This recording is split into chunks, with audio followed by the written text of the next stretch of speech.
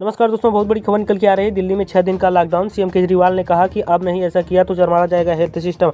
अगर आपको विस्तार से इस खबर को बताया तो दिल्ली में 6 दिन के लिए लॉकडाउन का ऐलान कर दिया है मुख्यमंत्री अरविंद केजरीवाल ने। इसकी घोषणा करते हुए उन्होंने कहा है कि दिल्ली के अस्पतालों में अब जगह नहीं बच पा रही है। स्वास्थ्य सुविधाएं चरमरा जाए और कोई भी अफवाह त्रासदी का सामना करना पड़े, इससे पहले हमें ये कदम उठाने होंगे। सीएम ने कहा कि उन्होंने उपराज्यपाल अनिल बैजल के साथ मीटिंग में हालात समीक्षा की, जिसके बाद से सरकार को लगा कि अब लॉकडाउन जैसा कड़ा कदम उठाना ही होगा। उन्होंने दिल्ली वासियों से लॉकडाउन का कड़ाई से पालन करने की भी अपील की।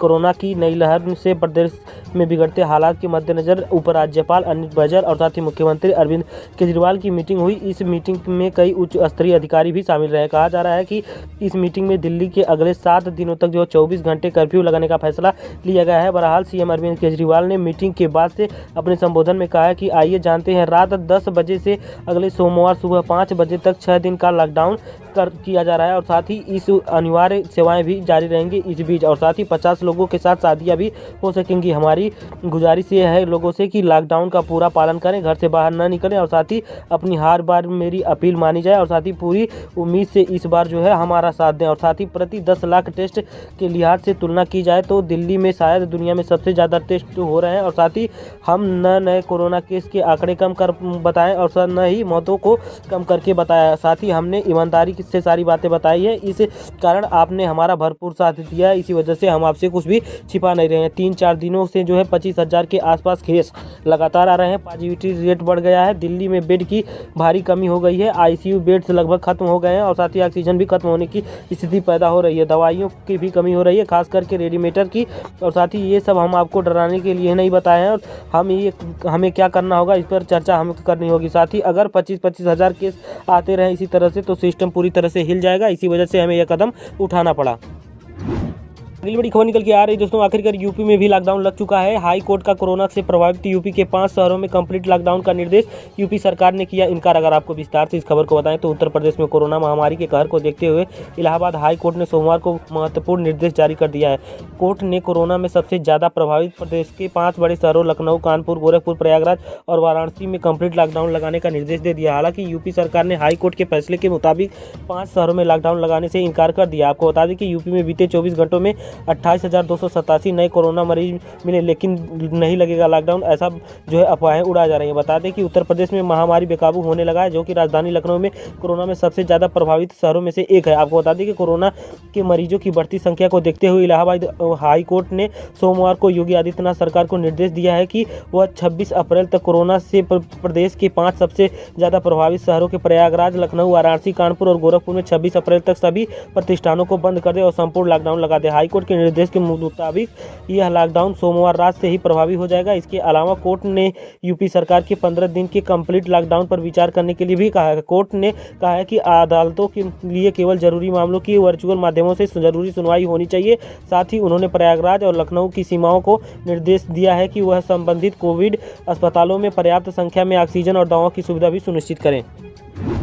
अगली बड़ी खबर निकल के आ रही है गृह मंत्री अमित शाह से जुड़ी हुई। आपको बता दें कि केंद्र का बड़ा फैसला, अमेरिका, ब्रिटेन, जापान के टीकों को मंजूरी की जरूरत नहीं, अमित शाह ने बताया। अगर आपको विस्तार से इस खबर को बताएं तो देश में कोरोना के खौफ के बीच केंद्रीय गृह मंत्री अमित शाह ने आश्वस्त किया है कि केंद्र ने कुछ महत्वपूर्ण नीतिगत निर्णय लिए हैं, मई में उसका असर दिखेगा। एक अहम फैसला लिया गया है कि अमेरिका, ब्रिटेन, जापान और WHO के जिन कोरोना को टीकों को मंजूरी दी है और साथ ही उन्हें भारत में मंजूरी के लिए लेने के लिए कोई ज़रूरत नहीं। एक टीवी चैनल की चर्चा में गृह मंत्री अमित शाह ने सोमवार को कहा है कि केंद्र सरकार ने कोरोना की नई लहर को रोकने के लिए कई कदम उठाए हैं। विश्व जहां दूसरी व तीसरी लहर आई है, वहीं पहली लहर के मुकाबले 2.5 से 3 गुना ज़्यादा तीव्र है। पहली लहर की तुलना में यह 2.5 गुना तेज है और साथ ही इसमें जो भी नया वायरस बना है वह घातक कम है और साथ लेकिन वह तेजी से फैलता है। वैज्ञानिक कोरोना के नए वायरस पर वैज्ञानिक तेजी से काम कर रहे हैं। साथ ही उन्होंने ये कहा है कि केंद्र बहुत ही सख्त कदम उठा रही है इसके लिए। और साथ ही अमित शाह ने देश में ऑक्सीजन की कमी का जिक्र करते हुए कहा कि कुछ राज्य ऑक्सीजन का स्टॉक कर रहे हैं और साथ ही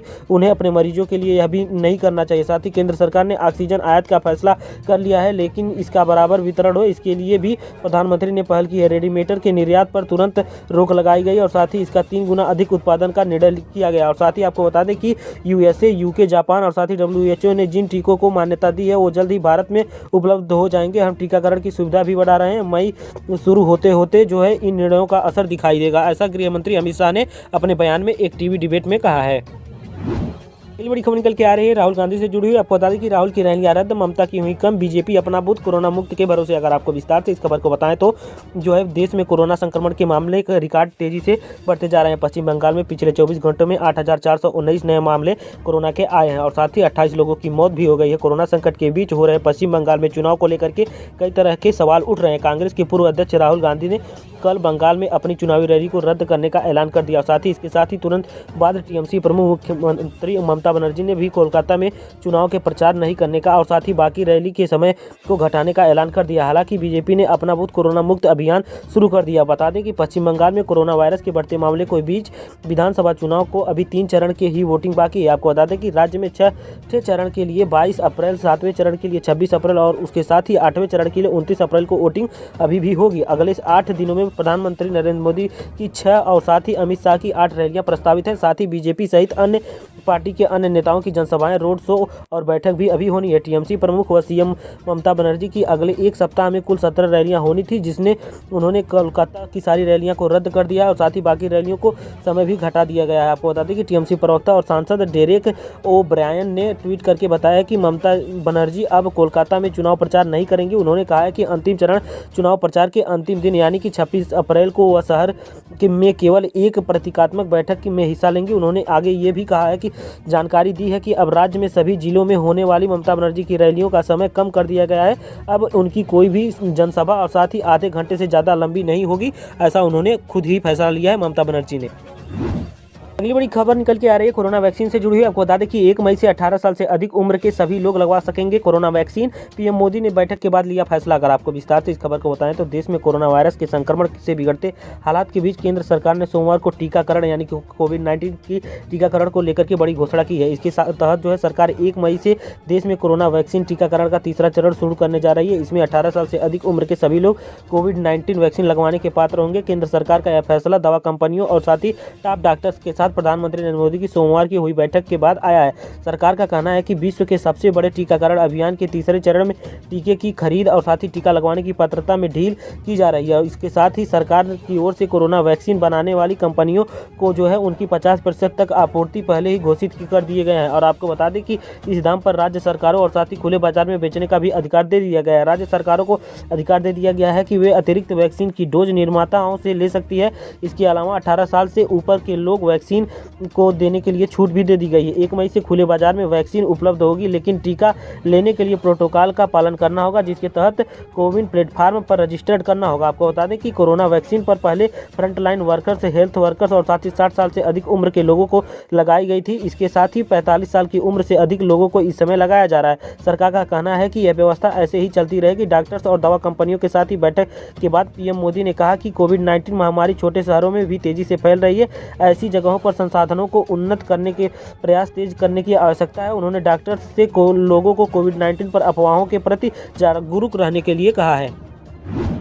अगली बड़ी खबर निकल के आ रही है प्रधानमंत्री मोदी से जुड़ी हुई। आपको बता दें कि एंकर ने पीएम मोदी की रैली पर उठाया सवाल तो बोली कांग्रेस शाम को उपदेश, दिन में रैली, अंधेर नगरी चौपट राजा। अगर आपको विस्तार से इस खबर को बताएं तो देश में कोरोना वायरस का संक्रमण काफी तेजी से फैलता नजर आ रहा है। आपको बता दें इतने भयंकर कोरोना संकट के बावजूद प्रधानमंत्री मोदी समेत कई बड़े नेता पश्चिम बंगाल की चुनावी रैली में व्यस्त हैं। हालांकि कांग्रेस अध्यक्ष राहुल गांधी ने कोरोना के बढ़ते मामले को देखते हुए अपने बाकी चरणों पर जो है चुनाव प्रचार अभियान को रद्द कर दिया है। इस मुद्दे पर डिबेट के दौरान जब एंकर ने पीएम मोदी की रैली पर सवाल उठाया तो कांग्रेस प्रवक्ता कहने लगे कि शाम को उपदेश और साथ ही दिन में रैली। दरअसल न्यूज़ 24 पर आयोजित टीवी डिबेट शो में एंकर ने कहा कि केंद्र की गाइडलाइन को ही राज्य अपने यहाँ लागू करते हैं, जो कि अगर केंद्र में बैठी पार्टी ही चुनाव को ज़्यादा तहजीब दे रही हो तो इसकी जिम्मेदारी भाजपा लेगी क्या। इस पर जवाब देते हुए भाजपा प्रवक्ता अनिला सिंह ने कहा कि चुनाव कराने की सारी जिम्मेदारी चुनाव आयोग की होती है, न कि राजनीतिक पार्टियों की। आगे एंकर ने कहा कि अगर आयोग ही चुनाव के लिए जिम्मेदार है तो रैलियों की सारी जिम्मेदारी राजनीतिक पार्टियों की ही होती है। इसके बाद एंकर ने कांग्रेस प्रवक्ता के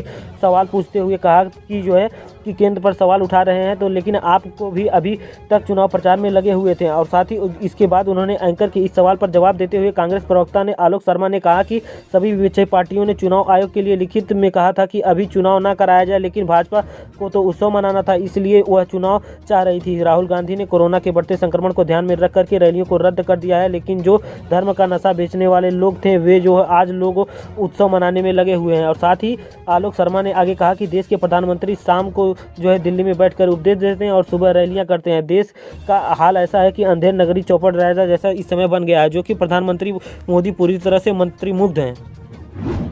अगली बड़ी खबर निकल के आ रही है वित्त मंत्री निर्मला सीतारमण से जुड़ी हुई। आपको बता दें कि वित्त मंत्री निर्मला सीतारमण ने कहा कि सरकार लोगों की जान और साथ ही आजीविका बचाने के लिए कर रही है काम। अगर आपको विस्तार से इस खबर को बताएं तो वित्त मंत्री निर्मला सीतारमण ने कोरोना वायरस महामारी की दूसरी लहर से देश की अर्थव्यवस्था से होने वाले नुकसान से बचने के लिए कारोबारियों से सुझाव मांगे हैं। उन्होंने आगे कहा कि भारत में कोविड-19 के प्रकोप को रोकने के संबंध में विभिन्न और साथ ही मिलकर के लोगों को जान और साथ ही आजीविका बचाने के काम करती रहेगी केंद्र सरकार। उन्होंने आगे कहा है कोरोना वायरस महामारी के चलते पिछले वित्त वर्ष की पहली तिमाही अप्रैल जून के दौरान अर्थव्यवस्था 23.9% का जो है संकुचन हुआ था। वित्त मंत्री ने ट्वीट करते हुए लिखा है कि इन व्यवसाय और साथ ही चैम्बर नेताओं से प्रत्येक साथ जो है टेलीफोन पर बात की गई है। उद्योग और साथ ही उद्योग संघ के जुड़े मामलों पर उन्होंने अपनी राय मांगी है।